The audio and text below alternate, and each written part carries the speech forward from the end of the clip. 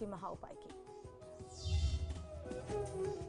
जी, आज का महा उपाय बहुत ही रोचक है। आपको जान करके ये बहुत ही आश्चर्य होगा कि हर ग्रह का प्रतिनिधित्व आपके आसपास के लोग करते हैं।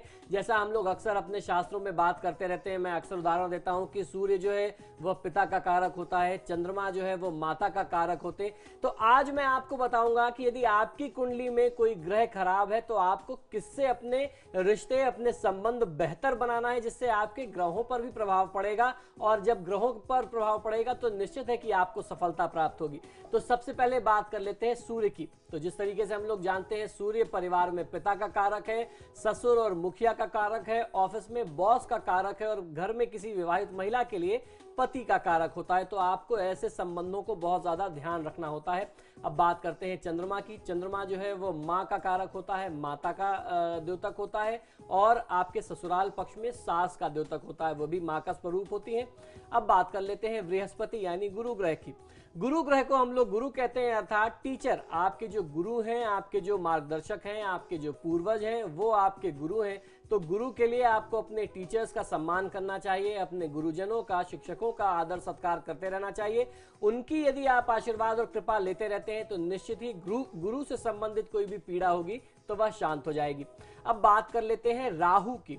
राहु के लिए द्योतक कौन होते हैं, उनके प्रतिनिधि कौन होते हैं? जो हमारे आसपास जो सेवक होते हैं, सामाजिक कार्यकर्ता जो होते हैं, नौकर जो होते हैं, ऑफिस में आपका प्यून जो हो गया, जो कर्मचारी हो गए, जो जिसको चतुर्थ श्रेणी कर्मचारी कहते हैं आज के समय में, आज के टर्मिनोलॉजी में मैं आपको बता रहा हूं, उसे आप राहु का द्योतक मान सकते हैं। तो ऐसी परिस्थिति में आपको उनको कुछ दान करना चाहिए। यदि आपकी कुंडली में राहु खराब है तो आप उनको समय समय पर कुछ मीठा या नमकीन भोजन करा सकते हैं, कुछ अन्न और वस्त्र का दान दे सकते हैं। ऐसे भी आप किसी समय में उनको प्रसन्न करने के लिए धन का दान देंगे या कुछ रुपए पैसे देते रहेंगे। जब वो खुश होंगे तो राहु की स्थिति आपकी कुंडली में अपने आप मजबूत हो जाएगी। अब बात करते हैं बुध की। बुध के जो परिचायक होते हैं वो छोटे बच्चे होते हैं, परिवार में बहन, बुआ, देवरानी और जेठानी, ये बुध के लिए प्रतिनिधित्व करते हैं। तो यदि बुध की स्थिति बहुत अच्छी नहीं है तो आपको इन्हें प्रसन्न रखना चाहिए। अब बात कर लेते हैं कि शुक्र की यदि कुंडली में पीड़ा आ रही है तो आपको किसे कौन से संबंध का ध्यान रखना है और किसे आपको प्रसन्न करना है। यदि आपकी कुंडली में शुक्र की स्थिति अच्छी नहीं है तो आपको अपनी श्रीमती जी को यानी अपनी पत्नी को प्रसन्न रखना चाहिए। ये बहुत ही अच्छा उपाय है। तो आप अगर जीवन में चाहते हैं कि हर प्रकार के सुख प्राप्त हो तो आपको सबसे पहले अपने घर से, अपने परिवार से और अपनी पत्नी से आपको इसकी शुरुआत करनी चाहिए। उन्हें कुछ नए कपड़े दिलाइए। इस समय सोने में बहुत तेजी से गिरावट आ रही है, कुछ सोने की ज्वेलरी आप दिला सकते हैं। तो अगर वो खुश होंगी तो शुक्र भी अच्छा होगा। शुक्र अच्छा होगा तो भवन, भूमि, वाहन के जो भी सुख हैं, जो लग्जरी है, वो आपको प्राप्त होगी। अब बात कर लेते हैं केतु की। केतु के लिए आप अपने किसी पड़ोस के व्यक्ति को प्रसन्न रखें, उनसे संबंध अपने बहुत मजबूत रखें। समाज में आपको अपने संबंध को बहुत अच्छा रखना है, अपनी इमेज को, समाज के लोगों को आपको बहुत मेल मिलाप के साथ रखना है।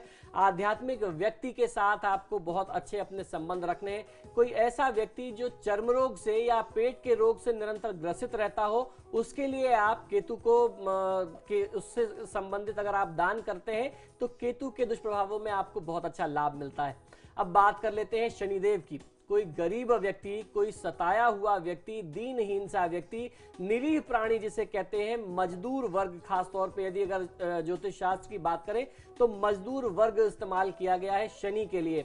तो ये जो आम जन है, जो उनमें से दीनहीन है, जो गरीब मजदूर हैं, यदि आप इनकी सेवा करते हैं, समय समय पर इन्हें दान दक्षिणा देते हैं, उन्हें प्रसन्न करते हैं, तो शनिदेव की कृपा आपको मिलती है। शनिदेव उनका प्रतिनिधित्व करते हैं जिनका कोई साथी नहीं होता, जो दीनहीन होते हैं। अब बात करते हैं मंगल की। परिवार में भाई, देवर, जेठ, ये जो है ये मंगल का प्रतिनिधित्व करते हैं। यदि आपको आपकी कुंडली में मंगल की स्थिति अच्छी नहीं है, शुभ नहीं है, तो भाई से, देवर से, जेठ से आपको अपने संबंध बहुत अच्छे बना करके रखने चाहिए। तो ये कुछ ऐसे रिश्ते हैं जो हमारे आसपास हैं, ये ऐसा ताना बाना है जिसे हम समझ नहीं पाते और जिसका संबंध आपके ग्रहों से भी है। यदि आपकी कुंडली में मंगल खराब रहेगा तो आपके भाई से वाद विवाद चलते रहेंगे। सूर्य की स्थिति खराब रहेगी तो पिता पुत्र में तनाव रहेगा। तो ये कुछ ऐसे छोटे से उपाय हैं जिसे बिना किसी खर्च के आप अपने संबंध को, अपने व्यवहार को अच्छा करके अपने समाज में भी आप वाहवाही लूट सकते हैं, एक अच्छा व्यवहार बना सकते हैं, एक अच्छा माहौल अपने आसपास बना सकते हैं, एक स्वस्थ वातावरण बना सकते हैं अपने परिवार में, और उसके साथ साथ अपने ग्रहों की बाधा को दूर करके जीवन को भी सुखमय बना सकते हैं। तो ये थे कुछ उपाय जिनको अपनाकर अपने जीवन में आप सफलता पा सकते हैं, समस्याओं का समाधान पा सकते हैं, अपने परिवार वालों को खुश रखकर अपने ग्रहों को शांत कर सकते हैं। अगर कोई ग्रह आपका खराब है, आचार्य जी ने बताया कि कौन सा ग्रह किस परिवार वाले से किस रिश्ते को मधुर बनाता है, ये बातें आज आचार्य जी ने हमें बताई। आचार्य जी बहुत बहुत धन्यवाद स्टूडियो में आने के लिए और समस्या का समाधान करने के लिए दर्शकों की। तो आज आपके साथ रहे हैं, फिलहाल इतना ही, कल फिर होंगे हाजिर। फिलहाल दीजिए इजाजत, नमस्कार।